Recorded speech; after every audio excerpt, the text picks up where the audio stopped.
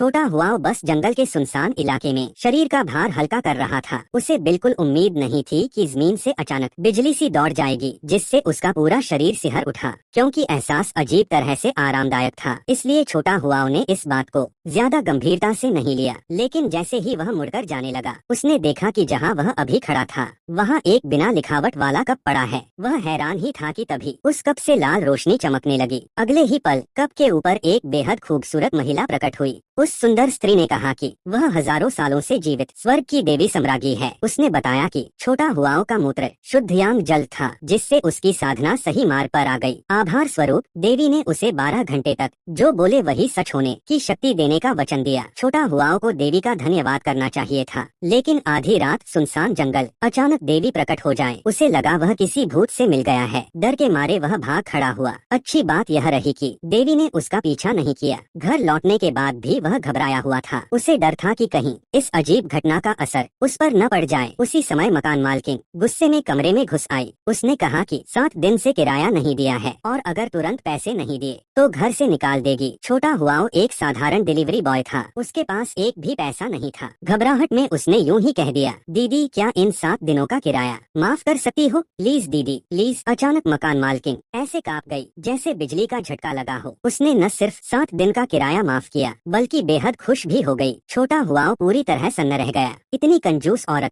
इतनी आसानी से कैसे मान गई? तभी उसे देवी की कही बात याद आई, स्वर्ण मुख भविष्यवाणी प्रणाली, जो बोले वही सच। 12 घंटे तक उसका दिल जोर जोर से धड़कने लगा। अपनी शक्ति परखने के लिए उसने कहा, क्या 1 साल का किराया भी माफ हो सकता है? मकान मालकिन ने तुरंत कहा, ठीक है 1 साल का किराया माफ। अब उसे यकीन हो गया, यह मजाक नहीं था, यह ताकत सच में काम कर रही थी। 30 साल से अकेला रहने वाला यह लड़का तभी एक शरारती ख्याल सोच बैठा, अगर मैं कॉलेज की देवी सुवांशिन के पास लेटा होता तो कितना अच्छा होता। उसे खुद पर हंसी आ गई, यह कैसे संभव था? लेकिन जैसे ही वह बिस्तर पर लेटा, उसे लगा बिस्तर अजीब तरह से नरम और खुशबूदार है। जैसे ही उसने आंखें खोली, उसकी सांस अटक गई। उसके सामने खड़ी लड़की कोई और नहीं, वही सुवांशिन थी। वांशिन खुद भी हैरान थी कि छोटा हुआ उसके बिस्तर पर कैसे आ गया। इससे पहले कि वह कुछ समझ पाती, उसके शरीर में अजीब सी गर्मी फैल गई। वह घबराकर बोली, मुझे जहर दे दिया गया है इलाज के लिए। वह छोटा हुआओं पर टूट पड़ी। उसी पल छोटा हुआओं समझ गया, उसकी शक्ति फिर सक्रिय हो गई है। वह खुद को कुर्बान करने ही वाला था कि तभी एक कॉल आया। वांग शाओ, एक अमीर लड़का, असल में वही जहर देने वाला था और अब इलाज के बहाने आने वाला था। जैसे ही वांग शाओ दरवाजा खोलने वाला था, छोटा हुआओ चिल्लाया, तुम्हें अपनी माँ की याद आ रही है? अचानक वांग शाओ रोने लगा और घर जाने की जिद करने लगा। उस रात छोटा हुआओ चैन की नींद सोया। अगर आप लोगों के पास भी यह पावर होती तो आप क्या करते? कमेंट में जरूर बताना।